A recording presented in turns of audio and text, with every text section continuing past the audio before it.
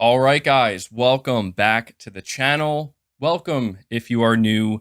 Thank you for joining me today. We have not necessarily breaking PlayStation news or anything like that to go over, but we have something that I think is pretty interesting to cover here today.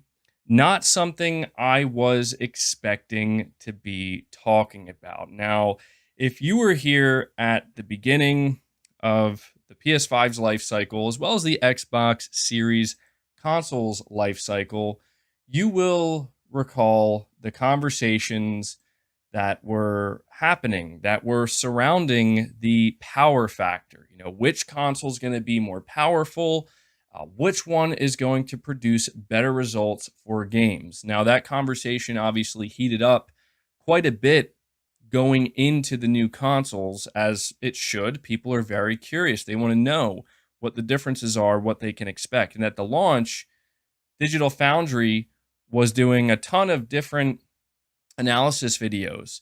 And to a lot of people's surprise, the PS5 was coming out on top. Not all the time. And the differences were not massive. But what was surprising at that time is that the PS5 was considered on paper the weaker console. Microsoft's marketing talked all about how powerful the Xbox Series X was, the world's most powerful console, and the fan base ran with that and also let people know that, hey, you can expect potentially some significant differences with multi-platform games. But at the very least, you can expect the better version of multi-platform games, AAA multi-platform games, that is, on the Xbox Series X. So it's understandable why it garnered a lot of attention at the time. People were like, okay, well, that's not really what's happening. It turns out that the PS5 is holding its own and potentially punching above its weight. So at that time, the retort was basically wait for the tools or wait for developers to get familiar with all of the new features that the Xbox Series X offers. And as time goes on, you're going to start to see a bigger difference. You're going to start to see more games look better and perform better on the Series X. And I thought that was a fair argument because, yeah, that very well could be the case. Well, something we're talking about today is something that I never thought we would be talking about, and it's very strange. The title is not clickbait. Some people might think the title, at least of this show, and maybe it'll be different in the video version, is clickbait. It's not. We have an Xbox first-party studio, newly released, well, technically newly released on the Xbox, but one of their newer games is actually running better on the PS5. It's performing better on the PS5 than it is the Xbox Series X. This Xbox studio seemingly cannot get the game to perform better on not only the console that the publisher that owns them produces, but the supposedly more powerful console, right? And what makes this so much worse is that, again, this is not the first time we're seeing something like this. Now, as far as I'm aware, this is the first time we're seeing something like this from a first-party Xbox studio. But yeah, this is just like the final nail in the coffin, it seems. Maybe not. It's still relatively early in the generation, but it's hard not to feel that way. So I have a report here. This is coming from VGC, and the title says, Ghostwire Tokyo on Xbox performs, quote, quantifiably worse than the PS5 version, end quote. And relative to that, the Xbox Series X version is basically worse in most respects with respect to the headline figures. So the RT reflections are somewhat lower quality. There are shadow alignment bugs with the RT shadows. The resolutions are pretty similar for the most part, but the quality mode has a moderately lower resolution than PlayStation 5, it looks like. And performance is typically in the range of 5 to 10% lower than PlayStation 5 in the same scene. And then on Series S, if you go over to Series S, it only has two modes, performance and quality. Neither have ray tracing, which is kind of the signature visual feature of that game. So you lose that entirely. And the performance mode runs sub 60.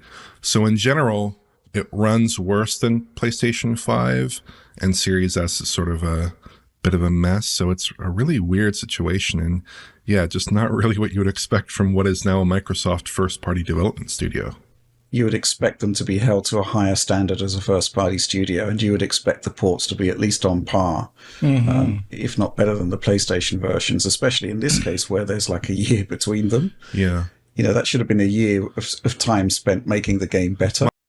Okay, so yeah, Ghostwire Tokyo, apparently Digital Foundry is coming out and saying that it is quantifiably worse on the Xbox console than it is on the PS5. Now, we maybe got a hint of this recently, prior to Digital Foundry coming out and letting us know that this is the situation. There was a review done by Windows Central, and they were seemingly the first ones to point out that there seems to be something wrong here. The performance is not very good, and it's just not shining on the Xbox Series X. It's not shining on the console that it's supposed to be shining on. Now, what makes it worse is if we head over to Twitter, we have Digital Foundry's Alex Battaglia. He quote tweeted the official Digital Foundry tweet here that was put out 2 hours ago as of the time of this recording. He also is from Digital Foundry. He says, I have no idea how this was released 1 year later. Does not fix the issues on PS5 and manages to run worse and look worse. What is the point of first party if not to make the first party Xbox version shine? And so, unfortunately, we are once again talking about a situation where it highlights the significant difference in approach between Sony PlayStation and Microsoft Xbox. One platform holder, one console manufacturer prioritizes their own hardware that they're asking people to go out and spend $500 on.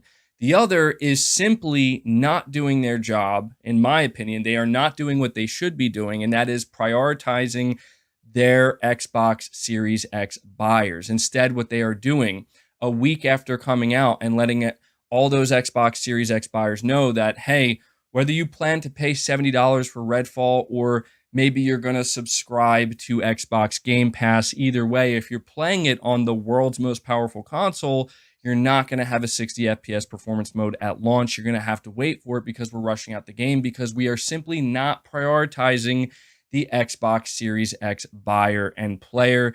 That is not the priority. A week later, we are finding out from Digital Foundry that a first-party studio title that released first on PS5 and had an entire year to become the so-called definitive version, turns out it can't even match the PS5. Now, some people will blame the developers, but at some point you have to begin to ask, is it really the development team, or is it just that maybe Xbox bet on the wrong horse when it comes to the thing that they chose to prioritize with the Xbox Series X? Because for those who don't remember, the reason why I prefaced this conversation by referencing the lead up to the launch of these consoles, Microsoft was flexing the fact that they had a bigger GPU, full RDNA 2, excuse me. They had the world's most powerful console, and they had reassured the Xbox fan base that if you bought the Xbox Series X, you can expect better versions of games. And I think the bare minimum expectation from Microsoft is, at least with games that are coming from your first-party studios, you can absolutely expect that. And we are literally seeing the opposite of that. They are embarrassing Xbox Series X buyers and owners, and Sony is out here. They have been out here showing Microsoft, showing Xbox how it's done. And this is why I have been advocating for years that Microsoft needs to copy what Sony's doing. In this case, they absolutely need to copy what Sony's doing. Sony would never allow a situation like this to occur with one of their first-party games. Even if that first-party game released on Xbox a year earlier, they would ensure that over the course of the next year, that development team that's now under them, that they are responsible for, that they own, they're going to prioritize. You make sure that when we get to launch this PS5 version, it's the definitive version. At the bare minimum, it has to match our competitor. At bare minimum.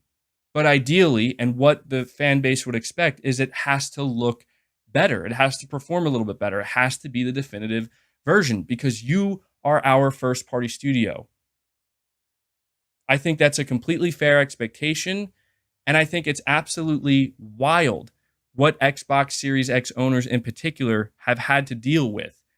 I genuinely feel sorry for them because I'll tell you right now, as somebody who went out, paid $500 for a console, that being the PS5, if I saw this stuff happening with PlayStation and their first party games, not just, a one-off thing, but consistently back to back, 2 weeks in a row, I'd have some serious problems. I would seriously be questioning, why did I buy this console?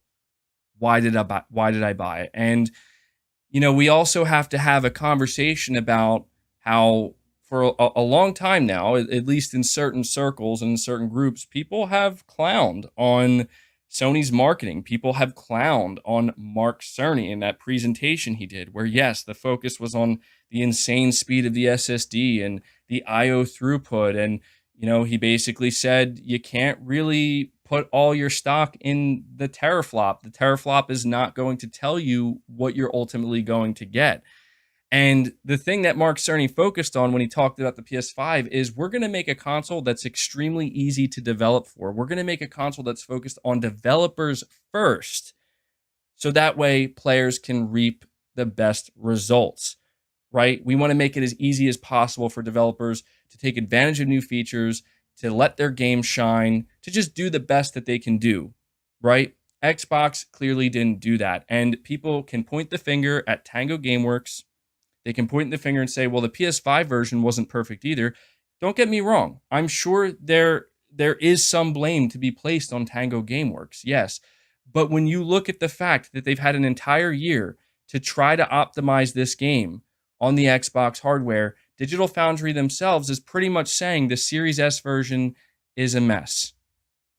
At what point does it become clear that not only is the Series S a mistake on Microsoft's part, and it's going to continue to be validated? That point, the Xbox Series S is going to continue, it being a mistake, it's going to continue to be validated as time goes on, and as developers are trying to push further into the generation and do new things.